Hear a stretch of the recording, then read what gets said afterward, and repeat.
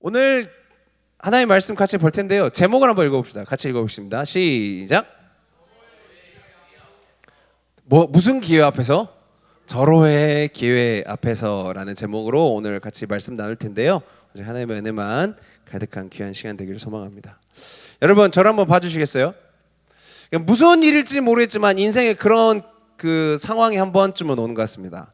여러 번 오면 좋겠지만 그런 것은 뭐 자주 오지는 않던데 눈앞에 여러분들이 취하면 여러분들이 분명히 원하는 것들을 얻을 수 있는 기회가 있습니다.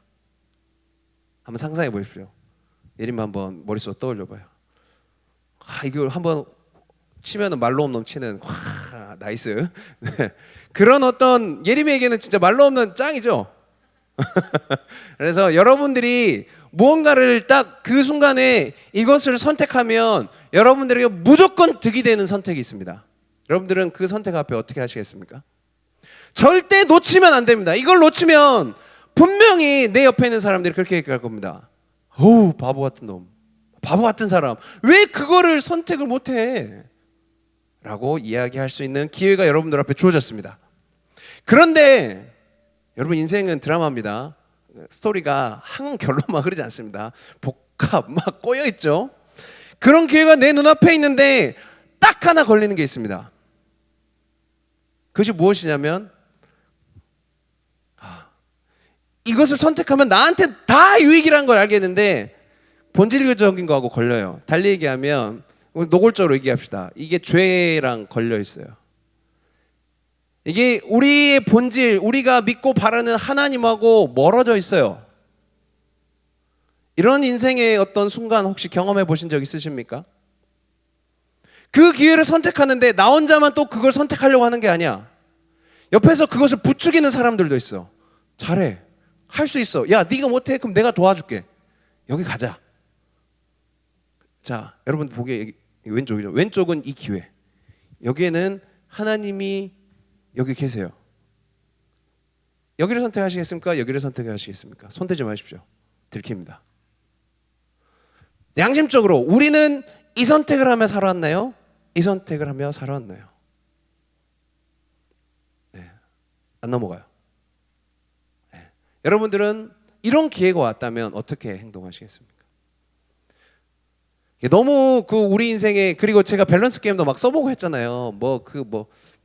카리나랑 이재용도 얘기하고, 이렇게 이제 속물이신 선교사님 대답도 듣고 했는데, 여러분, 이런 기회와 하나님이라고 하는 양당 간의 어떤 결단을 내려야 되는 어떤 인생의 어떤 기로, 이것은 생각보다 우리의 신앙생활에 자주 찾아옵니다. 달리 얘기하면 여러분들이 살아가고 있는 캠퍼스의 삶 가운데서 자주 찾아오는 것 같습니다.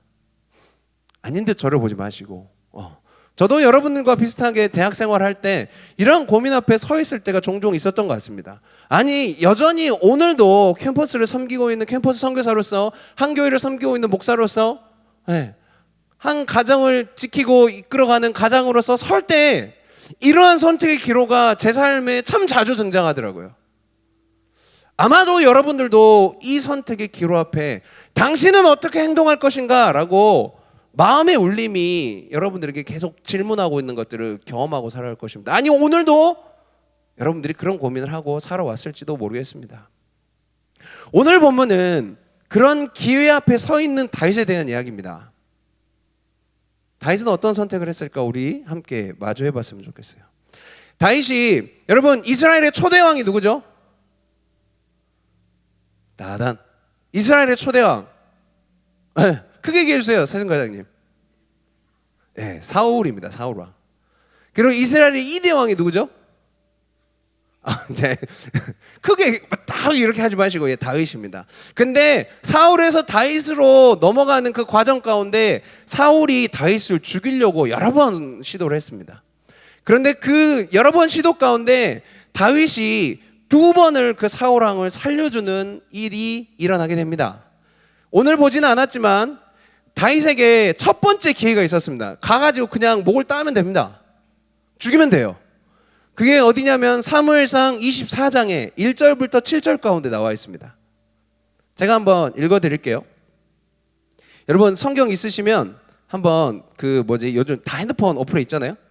그래서 사무엘상 24장 한번 펴보세요. 1절부터 7절에 보면 제가 1절에 그들이 어디에 있었냐면 사울이 블레셋 사람을 쫓다가 돌아오매 어떤 사람이 그에게 말하여 이르되 보소서 다윗이 엔게디 광야에 있더이다 하니, 그러면서 사울이 다윗이 있는 엔게디 광야로 가게 됩니다. 그러다가 이제 이렇게 만나서 이렇게 이러저러 이렇게 하고 있다가 다윗의 그 부하에게 숨어 있었는데 그 가운데 사울하고 마주치는 상황이 됐어요. 그때 4절에 보시면 다윗의 사람들이 이르되 보소서 여호와께서 당신에게 이르시기를 내가 원수를 내 손에 넘기리니 내 생각에 좋은 대로 그에게 행하라 하시더니 이것이 그날이다 하니 다윗이 일어나서 사울의 겉옷자락을 가만히 베니라. 이게 무슨 말이냐면, 야, 하나님께서 다윗 왕이시여, 아니 왕은 아니죠, 다윗 대장님, 하나님께서 당신에게 주신 기회가 왔습니다. 당신을 죽이려고 하는 저 사울 왕을 비로소 죽일 수 있는 기회가 지금 눈앞에 있습니다. 가서 죽이십시오 라고 하는 말이에요. 그런데 다윗이 어떻게 했다고? 죽이지 않고 겉옷을 베었다라고 얘기를 합니다. 그러니까 엔게디 광야에 있던 굴에서 이 사울이 다윗을 계속 죽이려고 했던 그런 과정 속에서 다윗이 그 사울을 죽일 수 있었는데 한 번 살려줍니다. 그 이유도 분명한데요, 어쨌든 그 첫 번째 기회가 지나가고 두 번째 기회가 또 왔습니다. 그게 무엇이냐면 오늘 본문의 내용입니다.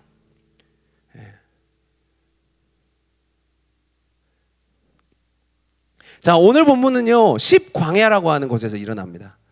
그런데 거기에서 동일합니다. 자신을 죽이려고 쫓아온 사울을, 그리고 그의 군대를 다윗이 만나게 됩니다. 그리고 사울을 죽일 수 있는 찬스가 절호의 찬스까지 잡게 돼요. 다 자고 있어요. 그리고 사울 머리맡에 창이 이렇게 있습니다. 가서 뽑아가지고 그 목을 자르면 자기에게 있었던 모든 위기와 이런 것들 다 없어질 수 있는 것이죠. 그러니까 눈앞에 자신을 죽이려고 하고 있는 무장해제되어서 들어 누워있는 사울을, 근데 심지어는요 다윗이 안 죽여도 됩니다. 다윗을 따르던 그 부하가, 그러니까 자신의 손도 아니라 자신을 따르고 있는 아비새라고 하는 이 사람이 내가 죽이겠습니다, 당신의 손을 더럽히지 마십시오, 내가 가서 죽이겠습니다 라고까지 이야기를 합니다.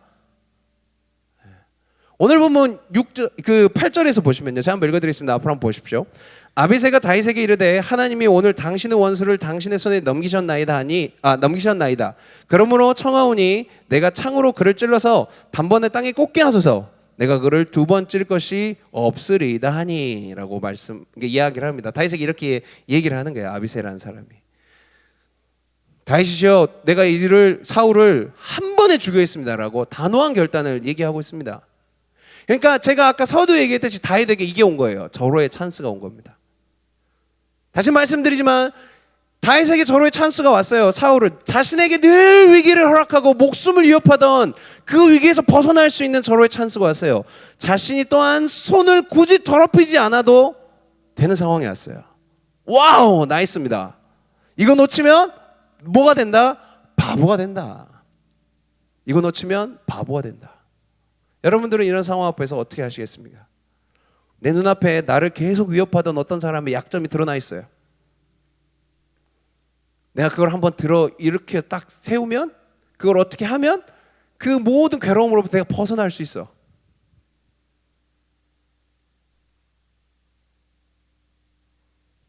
여러분, 이러한 상황 앞에서 다윗은 그 부하 아비새에게 이렇게 얘기를 합니다. 우리가 너무나도 잘 아는 내용이고 이 말씀을 우리가 자주 봤겠지만요, 여러분 지금 앞에 좀 이렇게 부분 발췌한 부분을 같이 한번 읽어볼까요?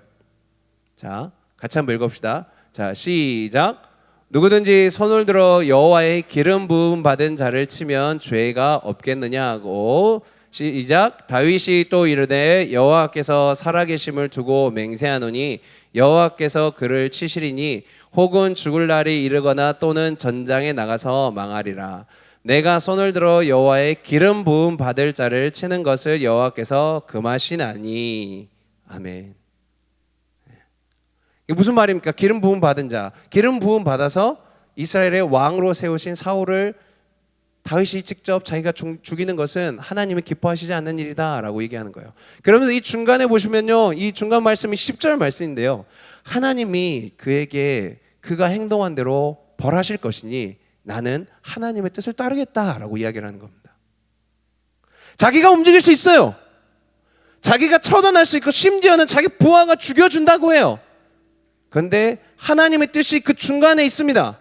하나님의 뜻이 무엇인지 다윗은 밝혀야 합니다. 하나님이 세우신 사람을 함부로 하지 않겠다라고 하는 그의 그 하나님을 향한 하나님이 세우신 그 법도를 지키는 겁니다. 바보같이 죽이지 않습니다. 누군가에게는 저 지질이 바보 같은 놈이라고 소리 들을 수 있겠죠. 그러면서 말하는 거예요. 하나님께서 죽으실 거야. 여러분, 그러면 이런 상황 앞에 두 번이나 이런 일들을 겪고 있거든요. 그러면 따르는 부하들은 그렇게 생각하지 않겠어요? 도대체 언제요? 하나님이 심판하신다면서요. 우리가 지금 처해 있는 상황을 보십시오. 계속 쫓겨다니고 있습니다. 도대체 언제요? 이런 절호의 찬스가 하나님의 우리에게 허락하신 하나님의 뜻이요 하나님의 찬스가 아니라면 도대체 이 악한 자를, 우리를 죽이려고 하는 이 악한 사람을 언제 죽이는 것이 하나님의 뜻이겠습니까? 라고 반문할 수 있지 않을까요? 여호와 하나님께서 기름 부으셔 세우신 사람을 치면 안 되는 거, 달리 얘기하면 이게 무엇이냐면 하나님의 뜻, 그놈의 하나님의 뜻 하나 때문에 자신을 죽이고자 혈안이 되었던 그 사울을 눈앞에서 죽이지 않은 결정을 다윗이 내립니다. 여러분, 다시 말씀드립니다. 죽이면 그 도망자의 그 처절한 삶을 청산할 수 있습니다. 이제는 그리고 하나님이 이미 다윗을 기름 부으셨고 그가 이제 왕이 될 겁니다. 사울은 물러가고 사울은 이제 그의 인생이 끝나고 그 다음에 이제 자신이 이스라엘의 왕이 되어서 왕다운 삶을 살 기회가 자기 눈앞에 오게 되어 있습니다. 이미 왔습니다. 그런데 다윗은 그 기회를 바닥에 그냥 내팽개치고 발로 짓밟고 있습니다. 하나님의 뜻, 그것을 위해서 말이죠. 사울을 살리는 결정을 한 것입니다.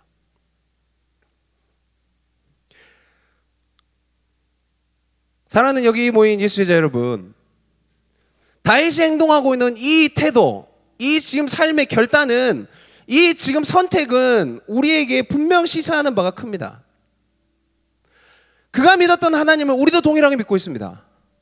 다윗이 믿고 있는 하나님이 다른 하나님이고 우리가 믿는 하나님이 다른 하나님이 아닙니다.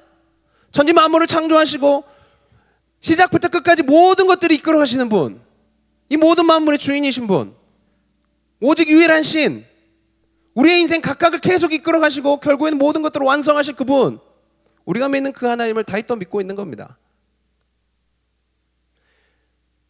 그렇다면 우리도 우리의 삶 가운데 고민해 봐야 되겠죠. 우리의 삶에 이런 선택의 기로와 결정을 요구하는 상황, 아까 제가 서두에도 얘기했지만 자주 온다는 거예요. 뭐 그냥 A, B가 아니라 A는 기회가 있다면 B는 그 기회와 반대하는 하나님의 뜻이 있는 경우들이 신앙생활하는 그리스도인들, 크리스찬에게 있어서 참 자주 발생한다는 거예요. 저도 그렇고 여러분들도 그렇지 않습니까?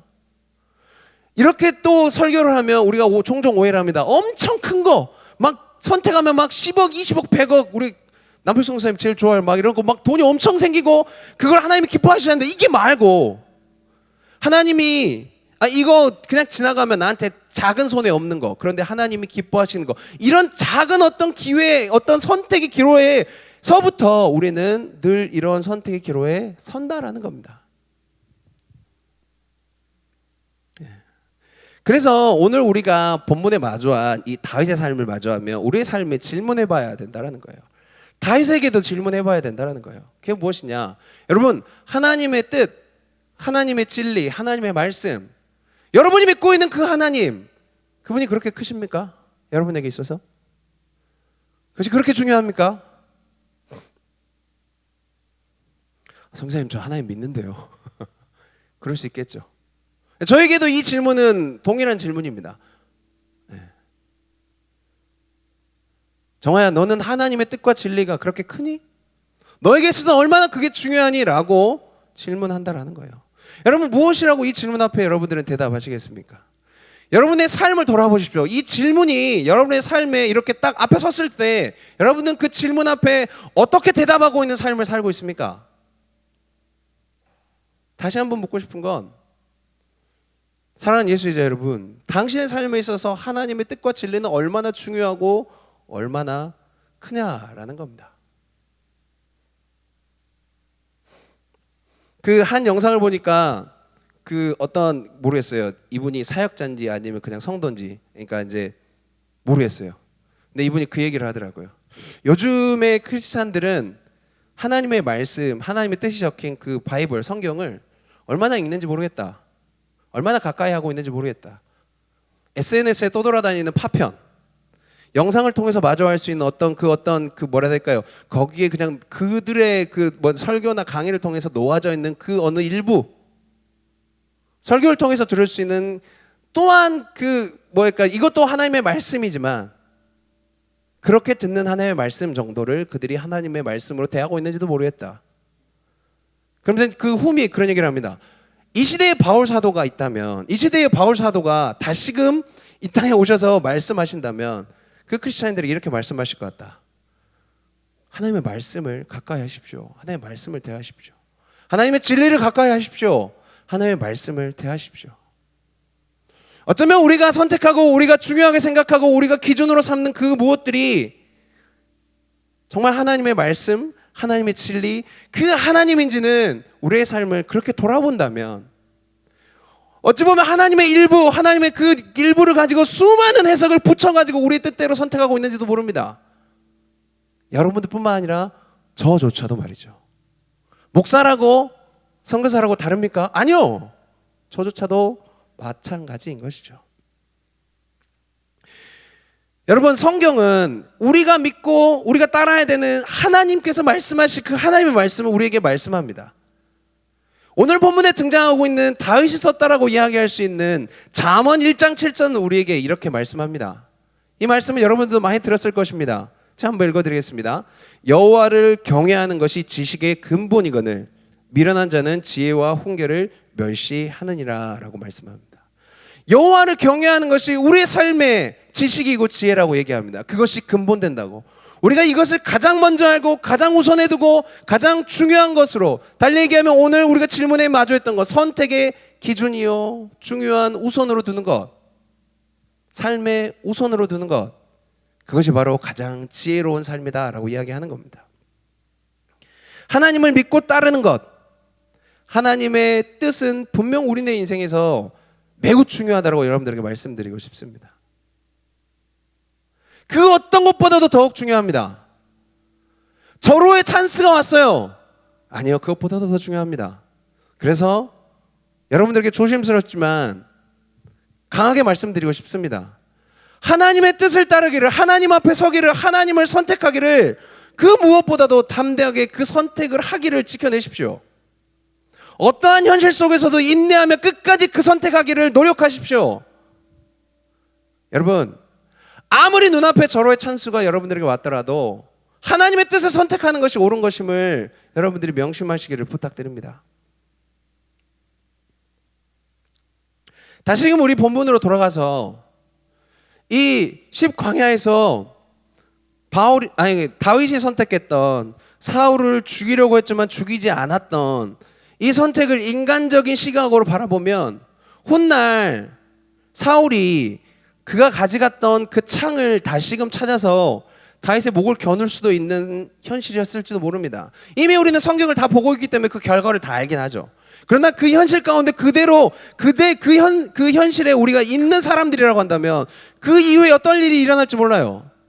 죽이지 않고 그 창을 가져갔는데 도리어 그 창을 가지고 사울이 다윗의 목을 이렇게 겨누고 있는 현실이 왔을지도 몰라요. 그렇지 않습니까?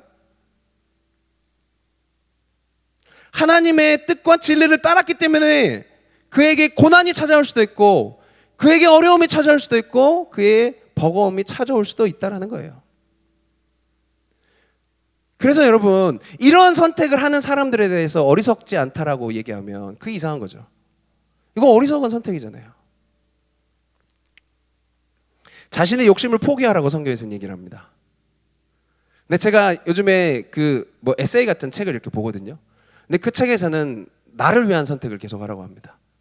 그 이후에 또 설명들이 있긴 한데, 나를 위한 선택, 오직 나만을 위한 선택, 내 욕심을 선택해도 돼! 라고 이야기를 합니다. 아, 삶이 참 이게 피폐하고 어렵구나. 우리가 함께라고는 이야기하지만 너무 개인이 개인을 이렇게 막 이렇게 뭐 이렇게 치열한 삶을 살고 있구나라고 하는 것들 보면서 뭐랄까요, 그 욕심을 부추기고 있는 그 문장들이 저에겐 좀 약간 버겁게 느껴졌었습니다. 근데 성경은 우리에게 뭐라고 얘기하냐면 욕심을 포기하랍니다. 복수심과 미움을 내려놓으라고 얘기합니다. 도리어 하나님께서 기뻐하신 일을 선택하라고 얘기합니다. 하나님의 선하신 일을 선택하라고 얘기합니다. 그리고 아무런 희망이 보이지 않고 저기 낭떠러지로 있는데 하나님을 믿고 거기에 발을 내디디라고, 하나님의 일하실 것이니 너희들이 앞에 강이 쫙 펼쳐져 있는데 도저히 건널 수가 없어요. 그러면 발을 내디뎌 보라. 하나님이 그 강을 건너게, 강을 열어서라도 너희들을 건너게 하실 것이다 라고 성경에서 이야기하시는 거예요. 여러분들 어떻게 하시겠습니까? 지금 설명은 추상적인 이야기일지 모르겠으나 이것들이 여러분들 현실 가운데 얼마나 구체적으로 많이 펼쳐져 있습니까? 우리는 어떤 선택을 하느냐? 하나님이 원하시는 선택을 하는 것, 그것이 바로 우리에게 원하시는, 하나님이 원하시는 삶이라는 것이죠. 하나님께서는요 우리에게 사랑하라고 하셨고요, 그 뜻과 마음과 힘을, 목숨을 모두 들여서 하나님을 사랑하라고 했습니다. 여러분, 하나님을 사랑하고 계십니까? 또한 그 반대로, 그와 동일하니 내 이웃을, 너의 이웃을 너가 너를 사랑하는 것 같이 사랑하라고 하십니다. 우리는 어떻게 사랑하고 있습니까? 이 말씀을 그대로 순종하였던 신약 성경에 나오는 초대교회 수많은 믿음의 선진들은 그들이 어떻게 살아왔는지에 대해서 우리에게 보여주고 있죠. 쉽게 원수까지 사랑하러 가신 그 예수님의 말씀을 따라서 우리가 잘 아는 스데반 집사님은 하나님의 말씀, 그들에게 복음을 전하고 그들이 분노하여 스데반 집사에게 돌을 던질 때 도리어 그들을 위해서 기도하고 죽어가는 모습을 우리는 잘 알고 있습니다. 여러분, 그리고 우리가 구세주를 믿고 따르는 예수님의 삶 또한 그 하나님의 뜻을 온전히 따르는 본이 되는 삶이십니다. 여러분, 예수님을 혁명가라고 이야기하는 분들도 있습니다. 그리고 예수님 당시에 예수님의 인기가 엄청났다라고 이 복음서를 보면 우리 너무 잘 알아요. 그러니까 예수님이 마음만 먹으면 인간적인 성공을 누릴 수도 있는 분이셨습니다. 그런 힘도 있었습니다. 그리고 예수님을 따르던 수많은 사람들은 예수님께 그걸 기대했습니다. 나에게 오른편 왼편에 자리를 주십시오. 우리 기적을 일으킵시다. 다윗 때 누렸던 이스라엘 영광을 우리가 지금 이룹시다 라고 하는 그 기대를 사람들이 예수님을 향해서 갖고 있었어요. 그런데 예수님은 어떻게 사셨습니까, 여러분? 예수님은 정반대의 인생을 사셨습니다. 왜냐? 그렇게 하실 수 있었고 그렇게 하실 능력이 있고 그런 기회가 예수님의 눈앞에 왔을지라도 다 돌려보냅니다. 우리가 예수님을 환호할 때 가라. 그리고 어디로 가시는 줄 아십니까? 기도하러 산에 올라가십니다. 어디로 가냐면 하나님 앞으로 나아간다는 것이죠. 예수님은 기회를 취하여 성공으로 가는 걸음이 아니라 기회를 버리고 하나님 앞에 무릎을 꿇는 선택을 하셨다라는 것을 우리는 잘 알고 있습니다. 예수님은 이것을 위하여 이 땅에 오셨는데요. 여러분, 앞에 땅에 있는 말씀 한번 같이 읽어볼까요? 큰 목소리로 시작. 인자가 온 것은 섬김을 받으려 함이 아니라 도리어 섬기려 하고 많은 사람의 대속물로 주려 함이니라. 아멘. 예수님이 그런 선택을 하실 수 있었던 것은 이러한 삶의 본질과 목적이 있으셨기 때문입니다. 하나님의 뜻은 예수님께서 자신의 목숨을 내어서 영혼을 구원하는 길을 여는 것에 있었습니다. 성공이 아니었어요. 대단한 일을 이루는 게 아니었어요. 그렇기 때문에 예수님은 이 뜻에 순종하셨다라는 거예요. 예수님은 따르셨어요. 이렇게 순종하고 그렇게 선택하여 그 길을 걸으셨던 예수님의 삶, 그것이 바로 우리가 따라야 될 삶이요. 어찌 보면 다윗이 그 기회 앞에 하나님의 뜻을 따랐던 것처럼 우리 예수님도 수많은 어떤 성공의 기회들을 멀리 하시고 오직 하나님의 뜻을 따르셨음을 우리는 기억해야 할 것입니다. 여러분, 저를 한번 봐주시겠어요? 선교사님이 이렇게 얘기하니까 선교사님이 그렇게 사는 것 같죠? 말이 쉽지 이거 정말 어려운 일입니다. 말이 쉽지. 당장에 내 눈앞에 나에게 조금이라도 희생되는 것이 하나님이 원하시는 뜻하고 결부되어 있잖아요. 저도 그렇더라고요. 그거 따르기 쉽지 않습니다. 그리고 여기에 내가 정말 원하는, 정말로 바라고 원하는 나의 뭐랄까, 좀 이렇게 표현하면 좋을까, 욕망들이 그 안에 다 있잖아요. 그러면 이거를 선택한다? 정말 버거운 일입니다. 그런데 여러분, 이 일은 분명히 어렵거든요. 근데 어렵다고 살지 않는 것은 더 어리석은 짓이라고 말씀드릴 수 있습니다. 하나님은 어렵고 버겁지만 하나님의 뜻을 선택하라고 말씀하십니다. 다윗 또한 그러한 선택을 하였던 것입니다. 그리고 하나님께서 오늘 우리에게 그런 삶을 원하신다라는 사실입니다. 사랑하는 제자 여러분, 여러분들은 오늘의 삶에 있어서 하나님의 뜻 그리고 내 뜻 또는 세상의 뜻이 충돌하고 있을 때 바라기는 겸손히, 겸허히, 또한 담대히, 혹시 여러분들에게 어떤 피해나 위험이나 아니면 내 것을 내려놓아야 되는 어떤 그런 인내나 희생이 주어진다고 할지라도 하나님의 뜻을 세워가는 우리 모두가 되었으면 좋겠습니다. 선교사 사역을 하면서 제가 제 간증을 잠깐 하고 결론으로 나가길 소망하는데요. 선교사 사역을 하면서 이러한 고민들을 할 때 참 쉽지 않은 걸음들을 걷게 됩니다. 반주 좀 부탁드리겠습니다. 여러분, 하나님 앞에 기도한다는 것을 여러분들 어떻게 생각하십니까? 어느 때에는 되게 비겁한 행동처럼 보이기도 했습니다. 세상에 진짜 찌질하고 할 일 없고 실력 없으니까 그거라도 찾아야지 정도로 생각했던 때도 있습니다. 부끄럽지만 눈앞에서 어려운 상황 앞에서 하나님의 뜻을 따른다, 어려운 상황과 뭔가 절호의 기회가 왔을 때 그것을 잠시 내려놓고 하나님 앞에 묻는다, 하나님의 뜻을 따르길 소망한다, 이게 저에게서는 참 답답하더라고요. 아까 우리 강건우 선교사님이 나눠주셨는데 선교사님의 고백이 제 고백입니다. 되게 부끄럽습니다. 당신의 선택에 있어서 무엇이 우선이냐, 당신의 삶의 우선을 무엇으로 이야기할 수 있느냐라고 누군가가 저에게 묻는다면 저 또한 머뭇거릴 수밖에 없어요. 하나님보다는 제 감을 믿고, 하나님보다는 제 현실을 믿고, 하나님보다는 내가 얻을 이익을 믿고, 하나님보다는 나의 욕구를 따릅니다 라고 말하는 것이 저의 삶이기도 합니다. 말씀을 펴는 것도 비슷해요. 성경을 펴면 여러분 삶이 해결됩니까? 성경을 펴면 A+가 막 쏟아져 내립니까? 재정이 없는데 성경을 펴면 돈이 막 생깁니까? 아니더라고요. 그래서 저는 성경을 피는 습관으로 나아가지 않더라고요. 그렇게 무너지고 쓰러지고 다시금 하나님께서 질질 끌고 그 기도 앞으로 이끌어내십니다. 그리고 말씀을 다시금 펴니다. 부끄러운 마음을 가지고. 그런데 그때 하나님께서 제게 말씀하세요. 정아야, 너가 잊고 사나 본데 내 생각이 너보다 더 지혜롭다. 나의 어리석음이 너의 대단함과 지혜로움보다 훨씬, 아니 비교할 수 없을 정도로 위대하고 지혜롭다라고 말씀하십니다. 착각하지 마라. 너가 그렇게 선택하고 따르려고 하는 그 방법보다 내가 진짜 옳다라고 하나님께서 저에게 말씀하시는 것들을 마주하게 됩니다. 참 안타까운 것은 제가 중간에 말씀드렸죠. 어리석게 이 선택을 했다가 넘어지고 쓰러지고 무너져서 그때 비로소 말씀을 피고 기도하는 저의 어리석음을 발견한다는 것이죠. 사랑하는 예수자 여러분, 저는 오늘 여러분들에게 말씀을 전하면서도 동일하게 하나님 앞에 섭니다. 그리고 하나님의 뜻을 기다립니다. 그리고 또한 묻고 또 물을 겁니다.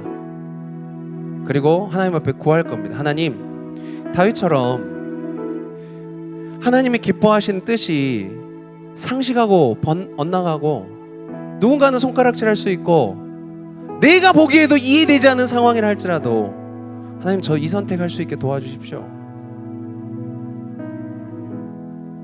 아무도 그 선택 안 한다고 할지라도 정말 우리 여기 있자라고 말씀하시는 하나님의 음성이 제게 있다면 저 거기에 머무를 수 있게 해주십시오 라고 기도하며 이 자리에 섭니다.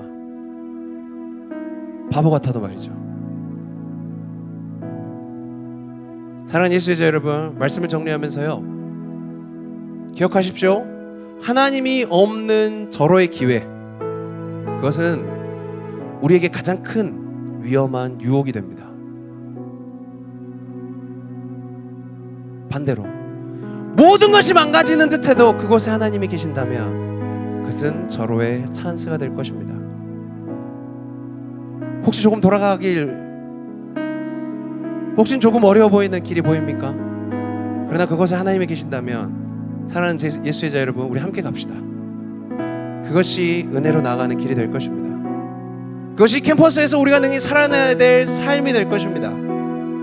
너만을 생각하라, 너의 인생을 챙기라, 짓밟고 일어설지라도 너희들이 살아내고 그 황금을 쥐어내며 최고의 자리에서 모든 일을 낮게 보면 너가 그 자리에 서라라고 말하는 이 세상 가운데서 그 밑으로 들어가라고 말씀하시는 그 주님의 음성을 순종할 수 있는 우리가 됩시다.